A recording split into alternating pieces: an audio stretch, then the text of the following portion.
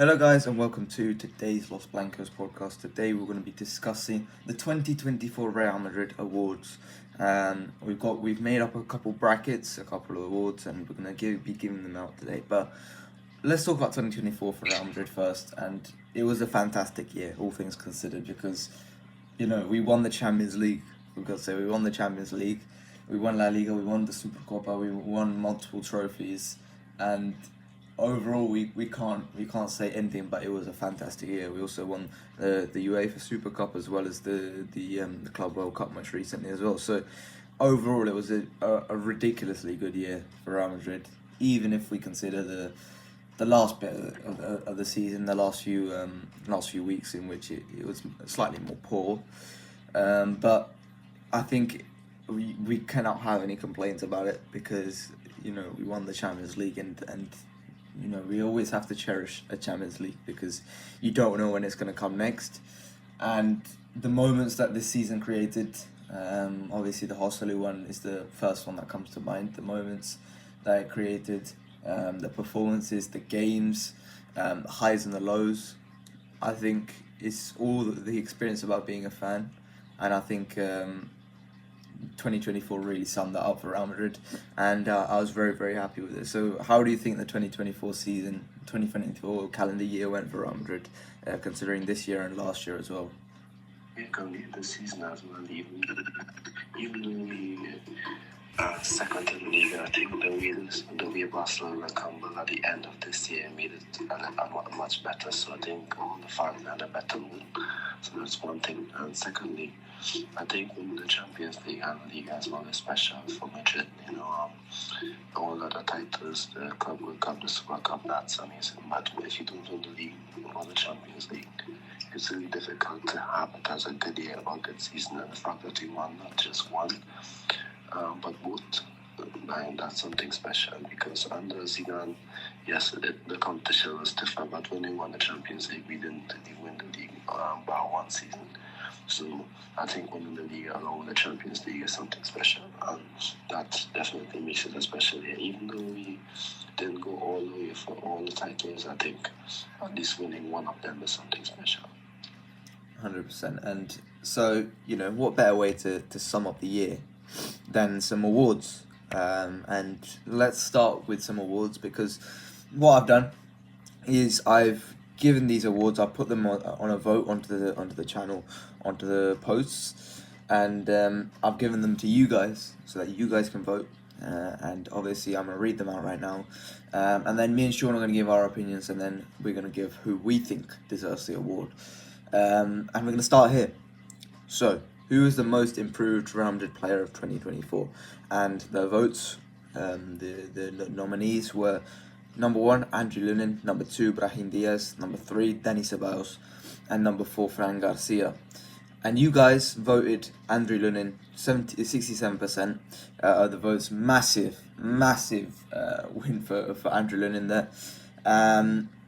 In terms of my opinion, it's between Andrew Lunin and Brahim Diaz, and I have to give it to Andrew Lunin because I think as much as Brahim Diaz has been ridiculously good so far this season, as well as last year, I think Andrew Lunin, his performances got us to a Champions League final, and he was ridiculously good in the run-in towards the end of last season. So good as an understudy to Courtois, helped us get over the Courtois injury, and it's hard to remember now, but think about what happened when Courtois first went down. Think about what crisis we were in, and how we were all feeling so down and sad for ourselves. And in the end, Lunin came in, made the season all right, and got us to the Champions League final, in which Courtois helped us win. So for me, I'm gonna go for Andrew Lunin. I'm not sure about you. Have you gone for Lunin here? Definitely, and I'll tell you why. Because I think, firstly with Ceballos, I think Ceballos is always good. Well, the level he's showing now, he played like this a couple of seasons ago. Let's not forget that. So I think he's showing the level he showed a couple of seasons ago. So I don't think he improved. I think he just had a drop off last season. Due to the fact that we had so many midfielders that he barely had the opportunity to get some consistent minutes. So when Bellingham was playing so well high up the pitch, and Tony Kroos was doing so well starting. Then Modric was first man off the bench, and of course we were trying to get Adagula on the pitch sometimes to end the season. So I think he didn't really get the opportunity, and he had a drop off from the year before. So I think this year he's finally getting back to the level he was. So I don't think he improved. I think he's just finally showing his level. With Garcia, I think Mendy has just been so bad that yes, he got better this season, but Mendy has just been so bad that we still Garcia's level looks really higher. With Diaz, I think it's something special to see him play this well. Almost sometimes a little below the level of Vinicius and Bellingham. So he can be trusted. When he came back, he wasn't really trusted by Ancelotti, and to be so important and get so many consistent minutes and play every game, I think this is something special. Because remember when he came in the first 6 games, he only played two times and 3 times, and that's off the bench. Then he started the last Palmas game and he scored. And then since then he started to get more minutes and more consistency. I think he was always a good player, but now he's showing it on a more consistent level and doing it on bigger moments and bigger stages. So that's excellent. So maybe it would have been him. But I think, like you said, Lunan was so good and stepped up so much on big stages. I think it has to be him, because remember, Lunan wasn't even meant to be a starter. I think even when Courtois got injured, we got a goalkeeper, and it was Kepa. Shout out to him, by the way, who had a good game against Manchester United. I don't really follow Bournemouth, but I saw he had a good game against when I watched the Bournemouth Manchester United game.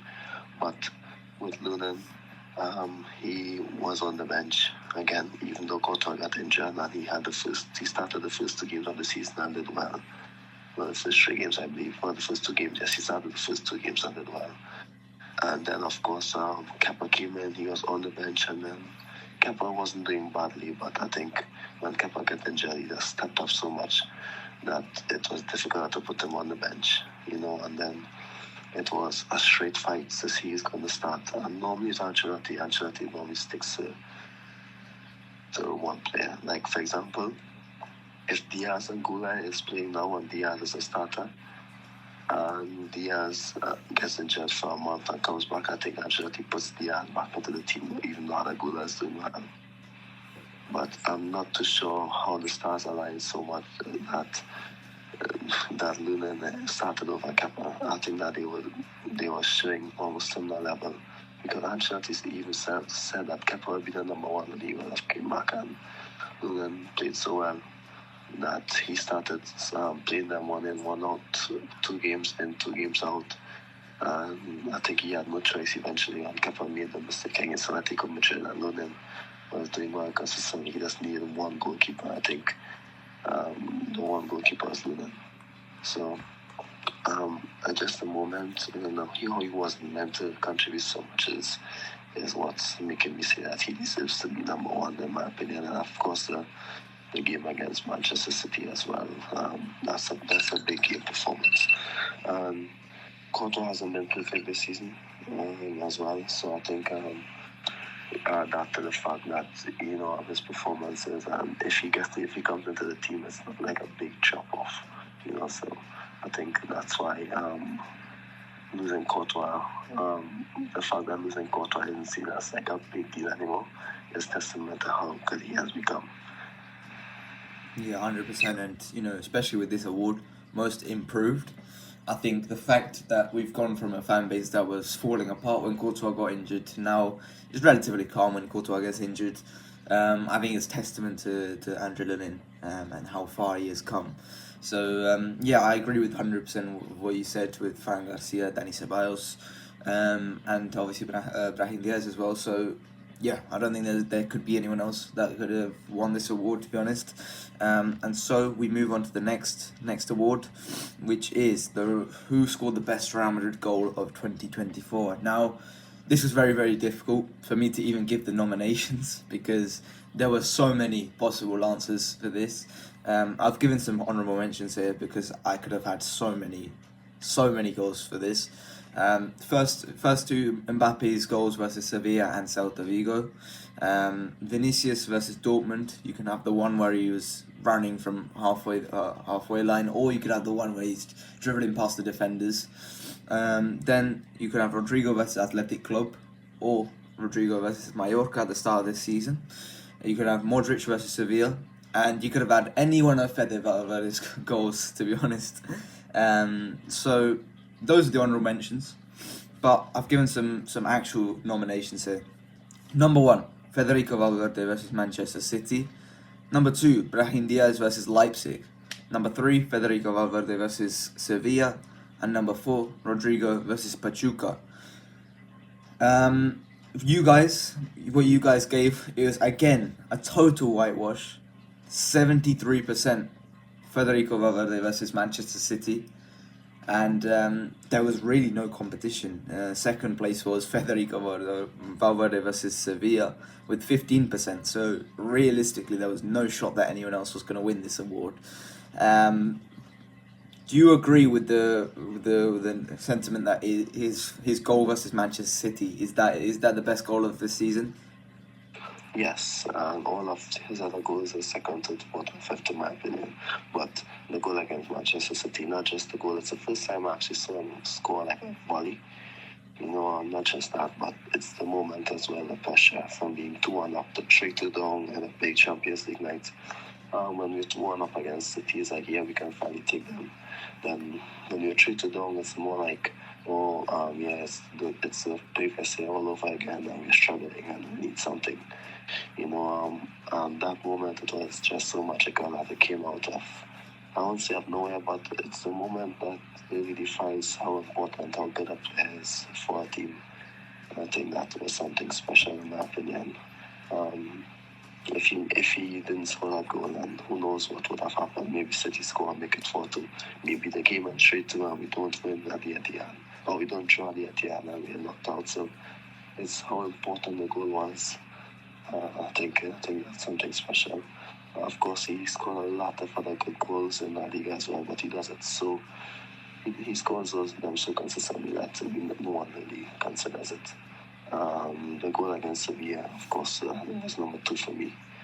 The Vallecano one was good as well, really good as well. There's so many other good goals this season. Honorable mention to Diaz as well, who scored an important goal against Leipzig. I think the fact that he scored it against Leipzig, that's not much people would remember that. If he scored that goal against Manchester City and the Etihad, I think people would have remembered it a bit more. But yeah, we had some really good goals, but I think Valverde that definitely deserves it for the moment that he gave to us at the Bernabeu. Yeah, for me it was between that Valverde goal against Manchester City or his one against Brahim versus Leipzig, because for me that Leipzig game, we don't remember it, but it was so tough. That was one of the most tough games of the season for us, because we struggled. We really, really struggled. Without Bellingham in that game, Brahim Diaz just turned into Messi for one play, and he just dribbled through however many people and just whips it in far post. It was a really, really good goal, and I think a lot of people may have forgotten it. I don't think it was... listen, that Valverde goal was amazing. I don't think it's as much of a whitewash as it was, as suggested by you guys. But I'd say, yeah, like you said, the moment in which he scored that goal was huge. We needed that goal so badly, so I can't deny him of that. And I think he is a worthy winner for this, because if the best goal hadn't gone to Federico Valverde, then we're doing something wrong.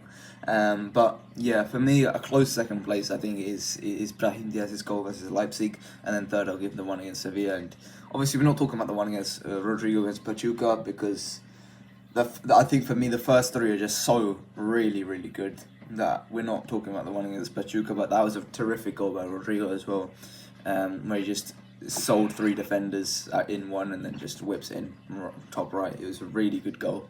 But obviously the first 3 I think are just better. So yeah, that's the ranking for the best goal. Let's move on to the next award. I'm just thinking where we should do the next award. Okay, I think we'll do this one. What was the best Real Madrid moment of 2024? The 4 nominations. Joselu's winner versus Bayern Munich in the Champions League. The second one, Jude Bellingham's winner against Barcelona in La Liga in the 3-2. Lunin's penalty heroics, that's number 3. And number 4, Kylian Mbappe unveiled at the Bernabeu. Now, what you guys voted, 58% of you voted for the Joselu winner versus Bayern Munich. 21% of you voted for Kylian Mbappe unveiled at the Bernabeu. 12% of you voted Jude Bellingham's winner against Barcelona. And 9% of you voted for Andrew Lunin's penalty heroics against Manchester City. Now, for me, I would say I would go for the Joselu winner with the Jude Bellingham winner as a close second, a very close second actually. I think for me the Joselu winner was just, that's a moment that's going to be remembered in Real Madrid history for the rest of time, right? So this Real Madrid boy that's Joselu's legacy at the end of the day. This Real Madrid boy, he was kicked out of the club, he wasn't that good. Jumps around Stoke and Newcastle and stuff, and goes to Hanover and places in Germany that no one really cares about. Comes back to Spain, has a good couple of years in Alaves, at Espanyol, then comes back to Real Madrid on loan for 1 season, and he gets us to a Champions League final. Like, things could not play any better than what it did with Joselu. So for me, all of that culminating in this moment, for me that makes it the best moment of 2024. Second, Jude Bellingham against Barcelona. I mean, the fact that he does it twice in 1 season. Not once, twice in 1 season against Barcelona in the last minute of the game. I think that's just ridiculous, to be honest. I think it's ridiculous how he's done that. And, guys like Messi, Ronaldo have not done that last minute twice in 1 season. And it's Jude Bellingham that does it. I mean, that's ridiculous. And obviously, it was a game in which Barcelona fans were talking a lot of shit. Fermin Lopez was talking a lot of shit and jumped on the advertising board. Didn't age well, did it? But I think it was a fantastic moment. Obviously, the Kylian Mbappe moment was great. After so many years of us trying to get him to Real Madrid, he finally gets unveiled at the Bernabeu, does the 1-2-3. But I think the other 2 are better. And then Lunin, obviously, unfortunately, he comes last, but still a huge moment in us finally beating Man City at the Etihad. And his penalty heroics were really damn good and saved us. And this is the moment I felt like that he was finally accepted as our keeper from that point to the end of the season. So what are your thoughts, and who do you think should have won this award? I think you explained it perfectly. I think the Joselu one against Bayern Munich would, of course, be the best one. I think it just gave hope to so many people, not just Madrid fans and winning the Champions League, but I mean like the normal footballer who isn't considered good enough to be top there.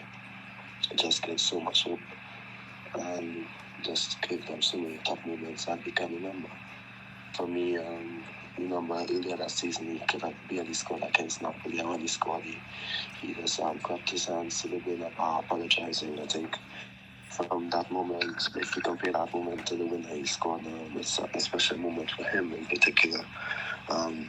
For him to score those 2 late goals in the Champions League nights, it was just as big as the 21-22 nights when he had those comebacks.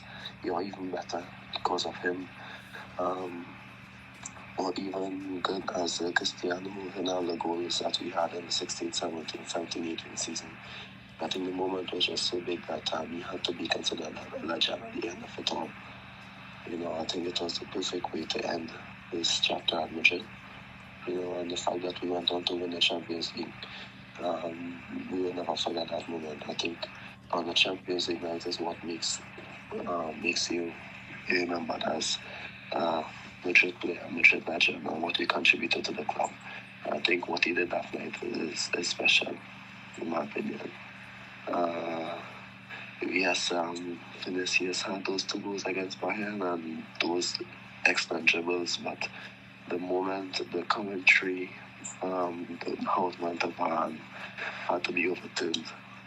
just to see the stadium go mad, and then he's sliding on his knees. I think that's a moment when I think he knows that he knows that what he had done, and I think that's something that not just him but every single person would dream about. That's the moment when you become a mature player, you dream about. That's the moment Kylian Mbappe wants. When he signed, that's what he wants. That's what all the academy players would like to have one day, and he got it. He's not a Galactico, but he is now a legend. And I think you can't, words will never really explain how good that moment was. I think with the Bellingham one, the moment was so good. And I think the one at the Bernabeu was, I think, more important, was maybe felt better than the one against in the Camp Nou. Not the Camp Nou, but the stadium they're playing now. But I think the fact that we could have settled for a draw because we were ahead of them in the league, we would have settled for a draw. But the fact that we won more like off Barcelona in the 90th minute, I think that's what made it a bit special. But it didn't feel as special as the Hussein one, but it's always special to be Barcelona, considering that we did have some tough times against them since the Guardiola days, or even before, but I won't remember that. But we did have some tough times against them, and to have those moments, for me, felt better than the 4-0 when we beat them at Camp Nou. It felt better than the Copa del Rey win in 2011 and 2014.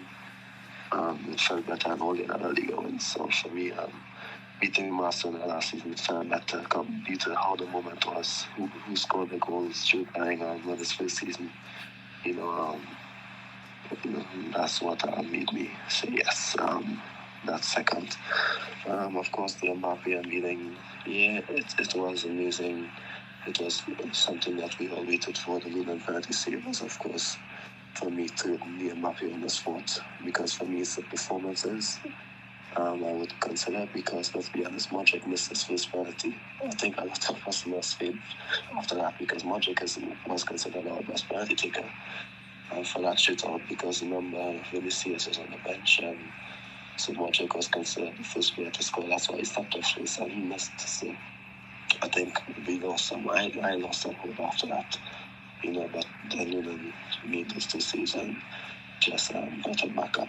If you consider who took the penalties on that night, not sure.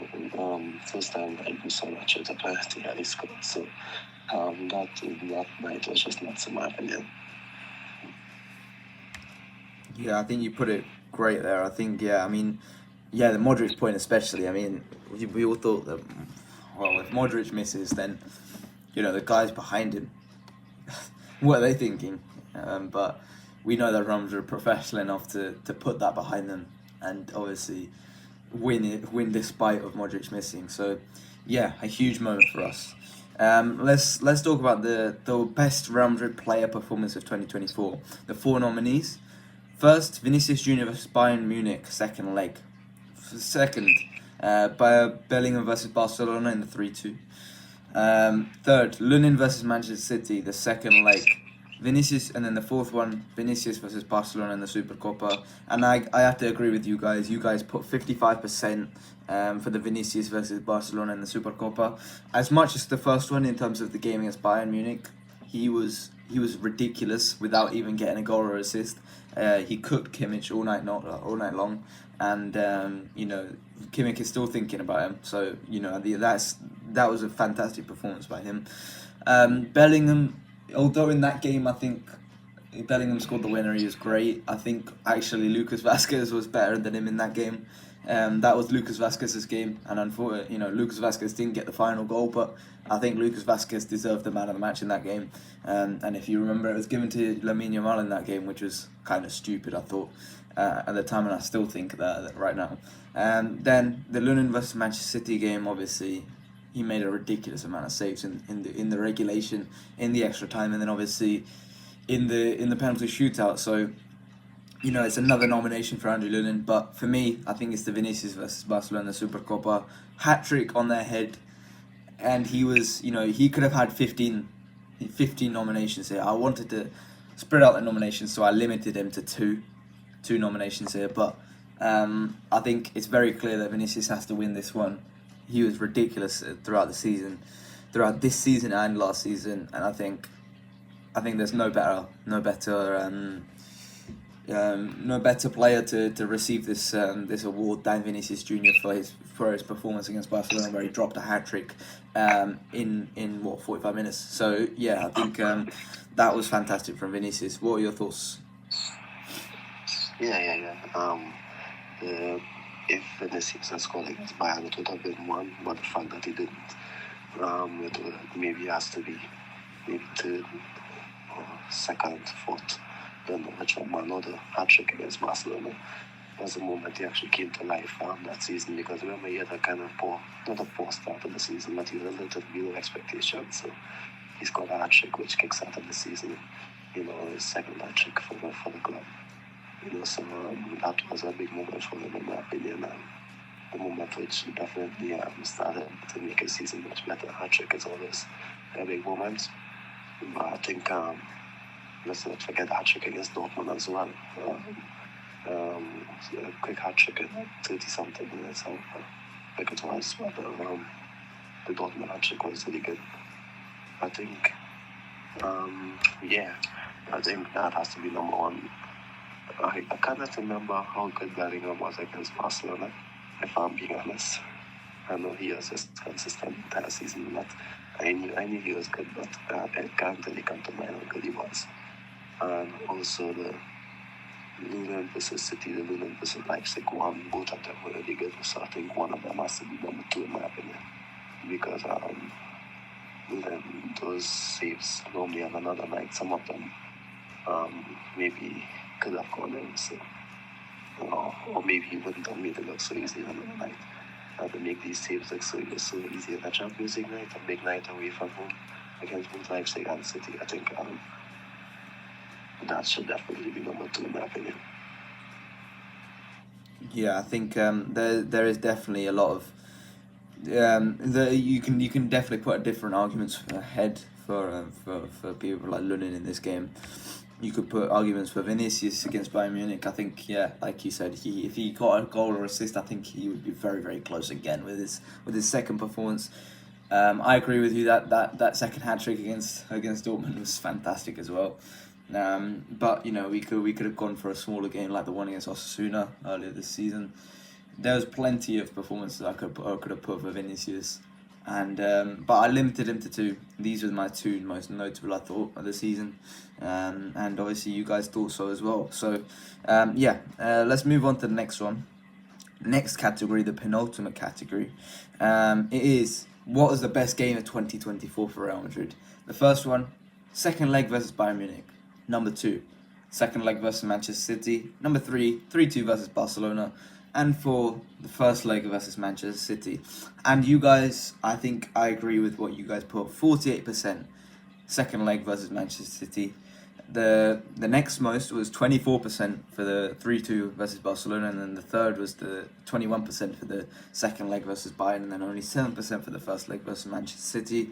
I have to agree with you. With our history at the Etihad, the fact that we'd never won before, the fact that the previous season we'd lost 4-0, I was very, very very pessimistic going into the game, because it did look really bad for us going into that game, but this is Real Madrid, and at the end of the day, they managed to find a way out of it, and they managed to get the penalty shootout, and they managed to win the penalty shootout. That was really good from Real Madrid. Even if a lot of people had a criticism of how Real Madrid played in that game, I think especially in those type of games, you just got to take the win and move on. And I think as much as you can look at it as it was a poor game, in terms of how we played, but I think defensively we were solid. Man City actually didn't create that many clear-cut chances. There were a few, 100%. There were a few clear-cut chances, but I think we deserved to get through in that game. And as Man City were very slow, they were very lethargic, and you felt like Real Madrid deserved to get through based on that. So I 100% agree with you guys saying it's the second leg versus Manchester City. I'm curious to think. Well, what do you think, Shawn? Do you mean it? I was wondering at the start if you mean in terms of performance or in terms of the momentum, in terms of how the game unfolded. In terms of performances, then I would say it's maybe none of these games. But in terms of the moment and what it meant to the season, I think, the City won. It's however you want to perceive it, it's whether you think was the best game for you to experience. For me, I won't say the City second leg was the best game to experience. I think, well, yeah, it was. The moment, the winning moment was just as good as the Bayern one. But watching the entire game was really torturous sometimes because how deep we were. And I think you just seen the goal was coming, and when it happened, it just wasn't shocking because you were just sitting there watching Madrid and this deep block similar to what Arsenal did this season. City just all over us sometimes, and we'd have this quick moment where we had a counter attack and it would be nothing. I think for how the moment was being up to the game and during the game how we felt, then after that winning the game, I think that has to be the best in terms of the mood changes and how you felt before the game, during the game, and after the game was completely different feelings. Or maybe 4 or 5, I don't know how much. So I think that has to be one of them. So yeah, I would say the City second leg. For the City first leg as well was also good, but the City second leg, in my opinion, was maybe the best one in terms of what it meant. Yeah, I'd say the second leg, the first leg, sorry. In terms of a game, in terms of entertainment, I think that was probably the best in terms of entertainment value, as well as the Barca game. I think those two are the most entertainment value. But for me, the fact that there was so much relief at the end of it, the fact that we'd gritted so hard to get past Manchester City and we did it in the end. I think that for me felt like the best out of any other game. So that's why I would go for that one as my favourite game of the season. Then the last award, and it was actually quite close in the end. I thought with the way it started off, it looked like it was going to be a whitewash, but actually it rounded out. It got very close in the end. So the 4 nominees for the Real Madrid's best player, as well as some honourable mentions. Let's give the honourable mentions first. Let's go for Andrew Lunin, Dani Carvajal, and Rodrigo for the honourable mentions. Unfortunately, they didn't make the cut in the end. But let's talk about the 4 actual nominees. And coming in at 4th place, Jude Bellingham with only 5% of votes. It's a bit unfortunate because he started 2023-24 off really well, but unfortunately, the second half of that season wasn't as good as the first half. But Jude Bellingham, fantastic, and we're all very appreciative of him. 3rd, Federico Valverde, 12% of the votes. Very, very good from Fede. I was surprised to see he was actually 3rd in this voting. I would have given him 4th, but really good to see the appreciation for Fede and the work he's done so far this season as well as the end of last season. So really, really good from Fede. Then 2nd place, it's between Vinicius Jr. and Toni Kroos with 34% of the votes. It's Toni Kroos, and it's quite remarkable how Kroos has got this, because he only played the first one half the year, but still he was fantastic in that half of the year. He really helped us in getting into that Champions League, and in terms of how we went into last season thinking about how we're going to move on from the Kroos and Modric. We were thinking about how we're going to put Tchouaméni, Camavinga, Valverde and Bellingham into the midfield 4. And eventually it became really clear that, immediately Toni Kroos would get himself back into the starting 11. So it was quite remarkable the way Toni Kroos played last season. In fact, I reckon it could have been his best season as a Real Madrid player. Overall last season, he was absolutely remarkable last season. And, I have no doubt in my mind that he could still be playing for Real Madrid today. But he decided to cut it quits after the Euros, and we've got to respect him for that. He is going to be one of those players who's going to cut it before the he's going to leave the football before the football leaves him, and I think he definitely was fantastic last year. But first place, 48% of the votes, Vinicius Junior, by far and away the winner, and I can't agree more, because he deserved the Ballon d'Or, he deserved the FIFA's the best award, and he finishes the season on 49 goals and assists. He was remarkable in the Champions League at the end of last season, and he's been carrying us so far this season. Hopefully, going into next year, we don't need to rely on him as much, but he's been absolutely remarkable, and we can't ask for a better superstar than Vinicius. So yeah, I cannot agree more with you guys saying that Vinicius Junior is first. What would you agree with the viewers saying that Vinicius is first? In my opinion, I'm going to say no. It's going to be a bit controversial, but firstly, I'm going to start by saying, in terms of the Ballon d'Or, if Rodri won the Ballon d'Or, I'm okay with that. I think it's maybe how it unfolded. Maybe that's a bit of a bitter taste. Maybe I believe that some of the reports were intentionally linked to harm the club, in my opinion. Due to some of the reliable things I saw from reliable Spanish journalists focusing on the trim. So I think how it went down was a bit more difficult compared to exactly what happened. Because I'm not saying that Rodri had a good season, let's be honest. The amount of goals he scored for a midfielder, we would want one of our midfielders to score like that, just like Rodri did from a deep position, similar to Bellingham. So I think he did well, and had Spain not win the final, I think he would not have won. It would have gone to Bellingham, because Bellingham would have won the final against England. I think Bellingham has been our best player this season, speaking on Bellingham, because he was just so consistent throughout the season from start to finish. I think Vinicius peaked higher. We remember, I think, in my opinion, I'm not saying if people have Vinicius, I understand and I can see that. I think the Ballon d'Or, in my opinion, should have gone to Bellingham. The best player of the league should have gone to Bellingham, which it did.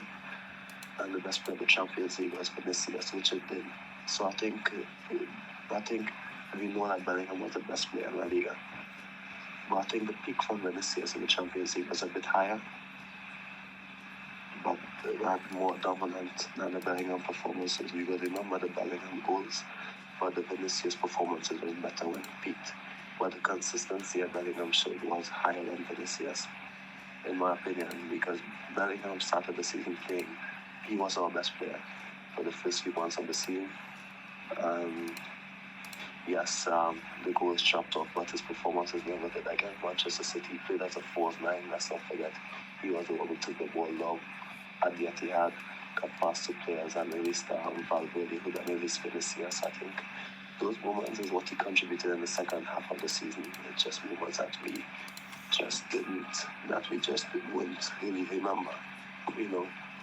I think against Bayern, he didn't have his best games against Bayern, but I think he was more consistent from deeper in the pitch, in my opinion. I'm sure the course of the season that I think his performances weren't as dominant, but he continued to contribute. I think it was better than both Toni Kroos and Valverde. I think Valverde, I think it's so close to what they contribute, in my opinion.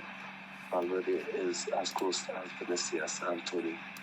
I think it's also close, but I think the Vinicius performances were just so electric and dominant in the Champions League to end the season. Is exactly what made Vinicius number one, which I understand, and it's okay because I think it's similar with Cristiano, and he won the Champions League in those big goals, etc. But I think with Bellingham, I think it's difficult to be consistent in multiple positions when you're just being sent all over the pitch. It's tiring, it's exhausting. To be consistent as a player, you have to be playing in the same position to get that consistency. Bellingham, I believe it's different. He'll give you a good game anyway, in my opinion, and that's what he did last year. And the criticism was harsh to end the season because he was having good games, and if you can criticize him then I would say you don't understand football from what he's doing in 2024. Because 2023 was exceptional to end 2023. The 2024 was just more consistent. Now he's getting back the goals to end the year as well, which convinced me that, you know what, it's Bellingham. He's been better than everyone on that list except for Valverde, well, only Vinicius, because Tony is not there anymore, but except for Valverde with his consistency, and maybe even better than Valverde because Valverde had a slight slap, but Bellingham was a bit normal. I'm not saying that if someone don't put him as a one, then that's a bad take, because I understand why. But I'm just saying he or Dani Carvajal also deserve to be Ballon d'Or winners just as much as Vinicius, in my opinion.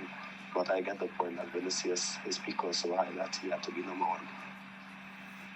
Yeah, I think, I get your point about Bellingham in terms of his consistency, because he was very, very consistent towards the back end of the last season, and the reason why he didn't win the Ballon d'Or at the end of last season was because of the fact that, his exceptional performances, they dropped off a little bit. But I agree with you. He is easily the most consistent player in the Real Madrid team, apart from Valverde. And I think I've given it to Vinicius because of the fact that, the performance ceiling was much higher last season, and the fact was that he got us through many of those Champions League rounds when things got difficult. At points, we were already, cruising in La Liga, so I ignored a lot of the La Liga performances because of the fact we were cruising. A lot of it was down to Jude Bellingham. I'm not going to ignore that as well.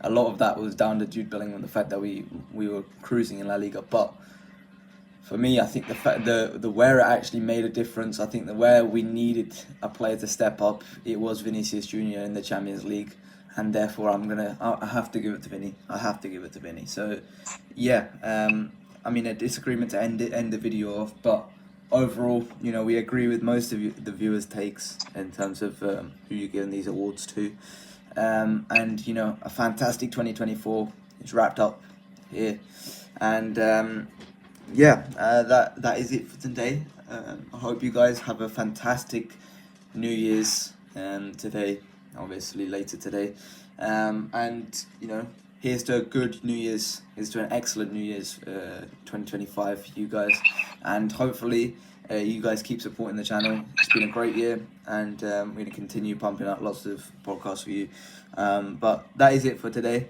I hope you guys enjoyed. Please like and subscribe, and I'll see you guys later. Bye bye.